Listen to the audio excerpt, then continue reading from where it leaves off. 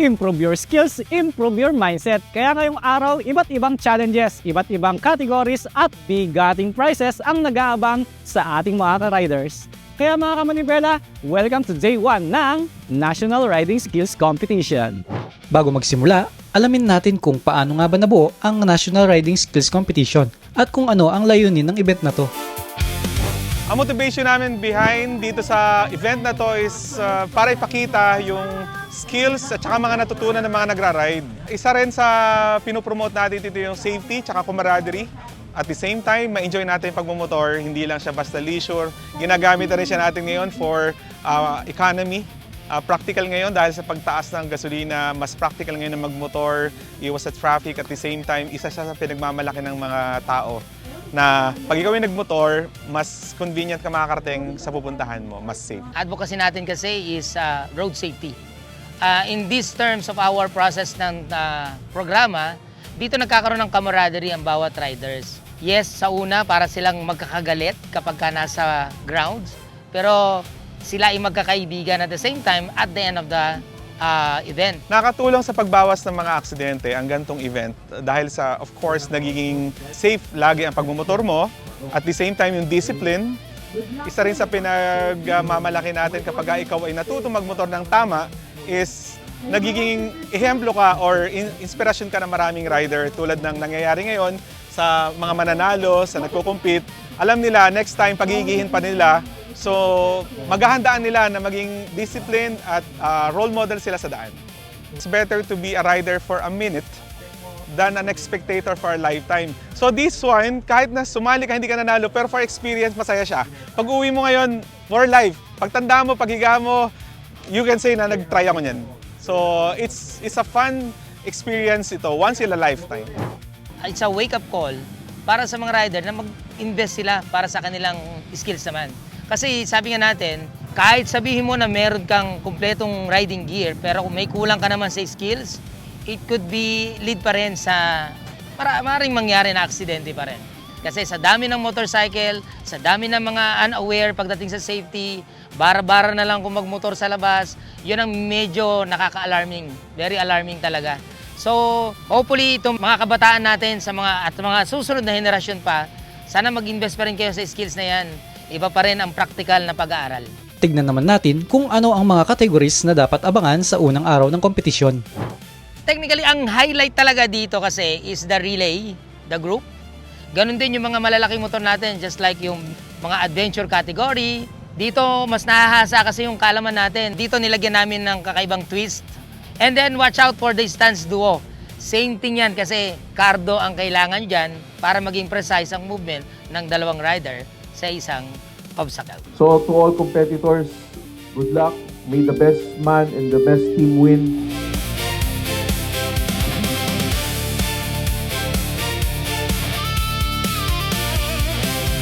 Isang police staff sergeant naman mula sa Santo Tomas ang nakilahok sa kategoryang Adventure Solo. Kumustahin naman natin ang naging experience niya sa track. This is my 4th time sa National Riding Skill Competition ng Motor Clyde. Sa totoo lang, unexpected para sa amin. Ganun na lang po kasi talagang mindset namin, ito lang na ganito lang, obstacle nito sa loob. So nung nalaman namin, kaya na-challenge kami na enduro or off-road type. From road challenge to off-road. So napakalaking challenge sa amin to, katulad namin na hindi kami mahilig doon sa off-road. Tinatawag nila enduro. So talagang ma-challenge ka kasi una-una yung gulong mo hindi pang off-road, pang road type lang. So since buwan loob, continue lang, tiwala sa sarili. Focus lang, kailangan bago ka sumabak talaga sa competition na to, kailangan focus, condition. Siyempre yung katawan mo, kailangan naka-mindset ka na sasabak ka sa isang competition. Hindi kasi basta-basta na pupunta ka lang dito na unfit ka. Nag-focus ako sa obstacle ay yung slalom, figure of 8. And then S-Wave, yun talaga ang pinaka-importante doon sa lahat. Lagi nilang pinupull up sa training ni Motor Clyde. Ang message ko po sa lahat ng mga participants, sa mga kapwa ko riders, huwag po kayo magdalawang isip na sumali sa competition. Hindi lang naman ito nagko-compete tayo sa sarili, kung hindi para na rin achievement sa atin na makikita na iba na hindi lang yung big bike, small bikes, hindi lang po pwede pang highway, pwede din pala sa competition. Kasi different po yung nandun ka sa highway, normal lang na takbo, pero nandun pa rin yung safety natin. Sa lahat ng mga rider enthusiast, kung gusto nyo mag-training, doon po kayo sa proper place, sa mga training ground, mas matitrain po kayo doon, matcha-challenge po kayo pag nandun kayo sa proper place na mag-train ng inyong mga motor.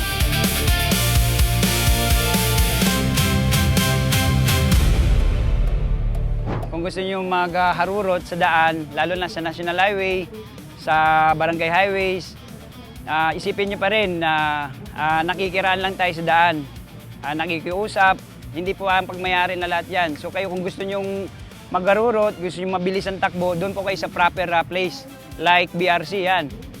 Doon kayo. Huwag dyan sa highway kasi maraming na-aksidente. Nang damay pa kayo, na-aksidente pa kayo, so maraming magiging casualty sa pag ganyan-ganyan na takbo. Basta maging simple lang po tayo, maging humble. Huwag po tayong magmataas kahit saan, kahit lalo na sa daan dahil tayo lahat nagmamaneo. Maging low-key lang po tayo, huwag po tayong mag-alimbawa na barubal dyan sa daan, matapang sa daan. Hindi po nakukuha sa mainit na ulo, makukuha yan sa pasensya. Paano naman kaya nakakatulong sa kanya ang gantong event bilang isang lingkod na pulis? Napakalaking tulong po ito dahil hindi lang po ako ay tagapagligtas o tagapagligtod sa bayan para pakita natin sa kapwa natin, hindi lang sa nagmumotor, sa mga mahilig. Kasi mostly dito talagang kahit nandyan nakaupo lang, mga riders po yan. So pinapakita lang namin na kahit kami ordinaryong pulis lamang, kaya namin gawin to sa lahat. Walang pili po yan. Kahit ano man yung passion mo sa pagmumotor, kaya mo itong gawin. So, inanyayaan ko lahat na sumali, mag-enjoy. Kilalanin naman natin ang champion ng Adventure Solo category. Ano kayang naramdaman niya nang matawag ang pangalan niya sa stage? Sulit yung preparation na ginawa ng team namin. Kasi nag-prepare din kami weeks or days before this event. Bike preparation of course, then riders preparation. Nag-practice din kami. So, thankful and sulit yung preparation ng team. Hinahanap ko yung adrenaline. Every now and then, yung adrenaline sa starting point, iba yung pakiramdam eh. Pag nag-join ka sa ganitong event, hindi para manalo or yung manalo ka bonus na lang yun eh. Nabibuild kasi dito yung reflexes natin. So, consider it as a training. Manalo, matalo, okay lang. Pero one thing is for sure na manalo ka, matalo, may nadagdag sa skills mo as a rider. Ano naman ang natutulong ng gantong event sa mga participants? Ay oo, kasi yung iba akala nila pang professional to. Yung natututunan dito, especially sa obstacle, sa slalom, hindi lang siya basta competition na magagamit mo siya sa kalsada. Kasi nabibuild yung reflexes, yung pagkanan, yung pagkaliwa. So, training ground talaga siya. Then, yung mga categories hindi naman purely pro eh. May categories for non-pro. So, yung mga kalaban nyo, ka-level nyo rin, ka-skill level nyo rin siya.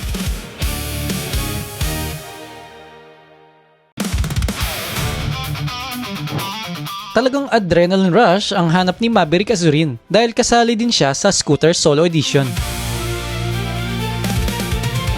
Defending champion ako ng Adventure Solo last year. Then this is my third year joining na National Skills. It's my second year na sumasali. So parang ito, redemption year ko to. Alay ko to sa teammate ko na namayapa. So yun. This one sa Scooter Solo, it was purely on-road, purely gymkhana. Pag nasa loob kasi ng track, focus ka lang sa sarili mo eh. So for sure focus din siya. Malamang hindi niya ako nakikita, hindi ko rin siya nakikita. Pero yung audience, tuwan-tuwa kasi talagang dikit na dikit kami. Pag in-enjoy na lang din namin kasi alam naman na namin. Parang in-enjoy na lang namin, nandito na kami. Yun lang naman ang goal namin, maging masaya na lang. Secondary na lang yung manalo. Siyempre, sobrang saya. Lalo na magka-teammate kasi kami. Magkaibigan kami. Kaya lalo na nakuha namin yung champion and first runner-up. So, tuwan-tuwa kami. Yung buong team tuwan-tuwa. Nice game. Galing mo. Alam natin ang scooter ay isa sa magaan na motorsiklo kapag ka nasa lansangan. Pero dito magkakaroon ng mas precise na kaalaman, skills at the same time, kung paano mo i-utilize siya ng tama na hindi na overuse. Kasi nowadays, dahil nga sa magaan ng motorsiklo, lalo ang scooter, kumbaga bara-bara na lang kung paano gamitin siya.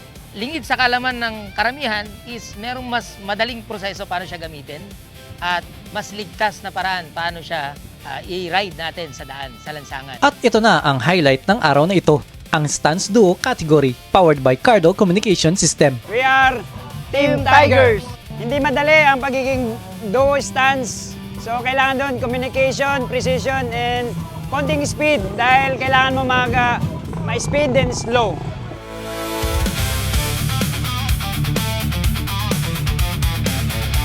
Napakahalaga ng communication. Yung ginawa namin yon, you cannot do it without any communication. Kasi kailangan pantay kayo. Pag kumanan yung isa, kanan yung isa. Pag kumaliwa, kaliwa. Pag uminto, uminto. Pag nag-speed up, speed up. So, napaka-importante ng communication. Hindi kasi pwedeng sigawan lang kasi kailangan may communication na maayos. So, dapat mas maganda may intercom like Cardo. Napakalaking bagay yan kasi kung magbabiyahe tayo ng maiwan ka, at least kahit papano, na-advance na yung grupo mo, makukunik pa rin through communication. Buddy, saan ka na? Slow lang, habol ako. So, dito naman sa duo stance, nag-compete na kami during the time na nag-ongoing na, napakalaking bagay. Hindi lang yung communicate namin with salita, nandun pa rin yung focus. Yun ang advantage ng long distance, yung communication, kung meron kayong Cardo. Ang tip namin sa mga gustong matuto ng duo stance, tandaan nyo lagi, kailangan meron kayong commitment ng bawat isa, meron kayong team effort, team bonding, especially yung communication, mag-usap kayo dahil hindi lang basta-basta pag nandun na kayo sa loob, hindi basta-basta yung papasukin yung obstacle. So kailangan nandun kayo, nakafocus, wala ka na iba isisipin kundi yung obstacle lang. Actually, yung showcase namin na skills sa Cardo Duo Stance is basically gymkhana rin naman siya. Gymkhana, slalom na pinahirap kasi dalawa kayo. So, kailangan sabay na sabay kayo. Pero yung skills na showcase is gymkhana pa din. Gymkhana, motorcycle, slalom pa din siya. Actually, yung preparation namin, minutes lang. Sa sobrang busy namin, may trabaho siya, may trabaho ko. Minutes lang. Nag-perform lang kami ng practice by single line. Ang pinaka-preparation namin is the communication. Yes. So may keyword kami na binabanggit. It's like reference, pasok ako, pasok siya, ikot ako, ikot siya, kaliwa ako, kaliwa siya, speed up, slow down. Yes. So that's the main preparation for Cardo Duo Stance. Ang pinakamahalaga ng ginawa namin sa Cardo Duo Stance ay yung commitment namin, yung performance namin, na focus kami sa ginagawa namin. Winning is just a bonus. Hindi namin ginagawa to para lang manalo, matalo, Yes. hindi. Yes. Ginagawa namin to dahil masaya kami Enjoyment. and gusto namin madagdagan palalo yung skills namin. Yes. Kasi yung skills na na-acquire dito sa gymkhana slalom, hindi mo lang naman ma-apply sa competition. Hindi lang dito yan. Binibuild yan yung reflexes natin. Yung reflexes ng bewang natin, kung paano ka lumiko agad, may lubak, kaya mo siyang iwasan agad. So hindi lang siya dito. Nagagamit siya sa tunay na kalsada, sa real life situation natin. This is to give you exact discipline how to listen. Kasi karamihan pag nagra-ride tayo, nagkukwentuhan, nawawala ang focus of attention pagdating sa daan.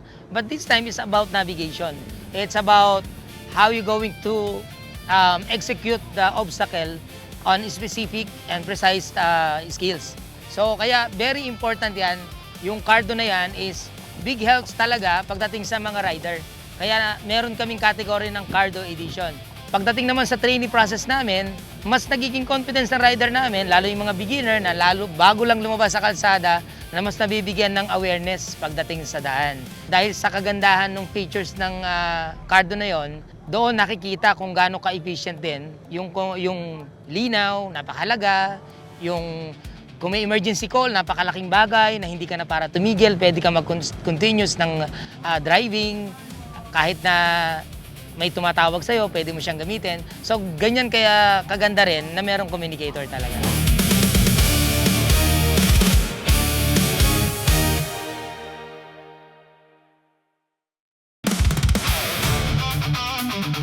Pagkatapos ng day 1 ng competition, anong lesson naman kaya ang babaonin ng mga dumalong riders at coaches sa kanilang pag-uwi?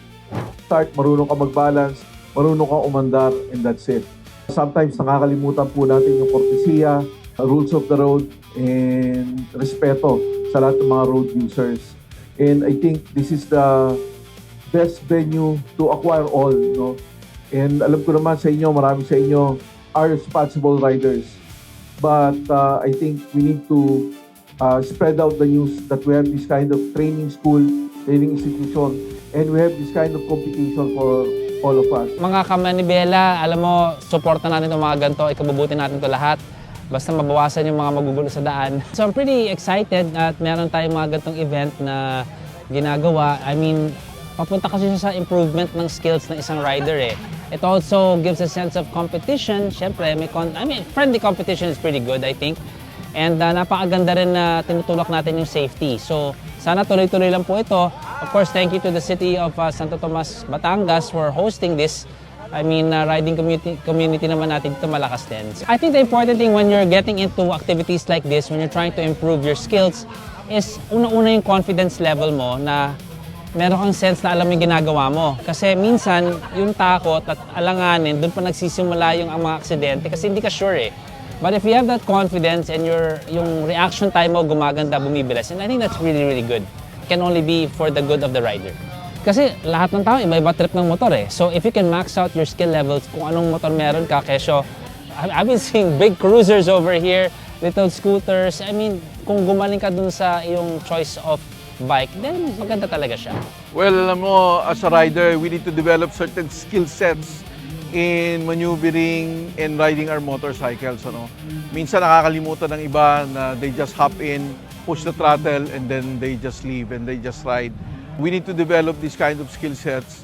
I have nothing against adventure ride. I do not have anything against racing. But before we do so, let's develop this kind of skill sets. Ito po ay hindi pagalingan, hindi po ito pabilisan, hindi po kine-question ang paggaling nyo sa pagmamaniover ng motor. This is all about developing a certain kind of discipline, adherence to road safety, and of course, courtesy and respect towards other road users. Yung po napaka-importante. And this national skills competition, parang they all put them all together for us to have. Kaya sa lahat ng mga riders, this is not about winning. This is about love, for the love of riding itself.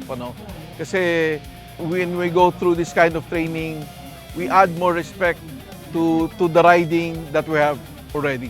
Hindi namin kakayanin sa MMDA na mag-create ng awareness, especially all over the Philippines. And for example, here's ang Motor Clyde. They've been doing this in Southern Tagalog, in even NCR. So we appreciate their efforts kasi katuwang namin sila in promoting road safety, promoting awareness, and developing skills. Yung skill sets na kailangan ng bawat rider. Para sa akin, ang isang responsible rider ay mas defensive rider. Dahil sa pagiging defensive rider niya, naandun ang disiplina, naandun ang courtesy, naandun din ang respeto sa kapwa motorista.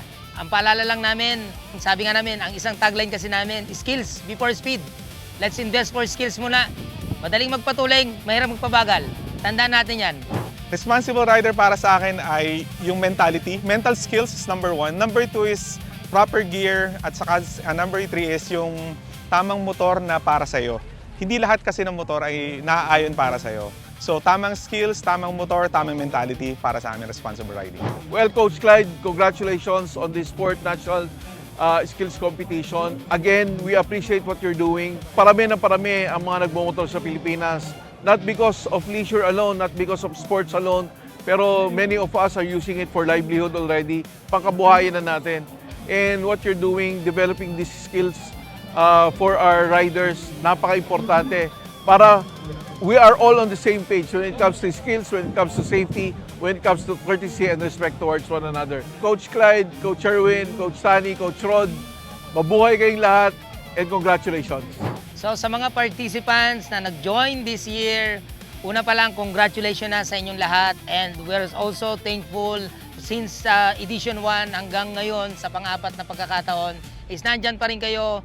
Maraming salamat sa inyong suporta at sa patuloy niyong pagsuporta pa makakaasa kayo na sa mga susunod na mga edisyon at may mas makikita kayo na bago at kakaiba at kaabang-abang na programa mula sa Motor Glide Training Center. Para sa ating mga participants this year, thank you very much for participating and mag-enjoy lang kayo and have fun. See you on the road. Yes, sa lahat ng mga kamanibela, sa hindi nakahabol ng registration ngayon, sa susunod, prepare po kayo dahil yearly po ito mangyayari ng Motor Glide Riding Skills Competition. Sumali po kayo, huwag po kayo magdalawang isip. May enjoy nyo po ito. Huwag kayong mag-alala. Safety po tayo dito, complete gear, helmet, then gloves. Tsaka bukas naman, ang kaabang-abang yung relay at tsaka yung sa ladies category. Kasi International Women's Month ngayon, so tama-tama sineselebrate natin yung mga lady riders. Tomorrow makikita mo na ang gagaling din nila. So para ma-inspire yung ibang lady riders na mag-ride din ng tama. Day 1 pa lang, umiinit na ang labanan. Pero hindi pa dyan nagtatapos dahil masasaksihan din natin ang Day 2 ng National Riding Skills Competition. Abangan ang ating lady riders at influencers category na puno ng angas at kaabang-abang ng motor skills. Kaya see you next week at laging tandaan, mata sa kalsada, kamay sa manibela.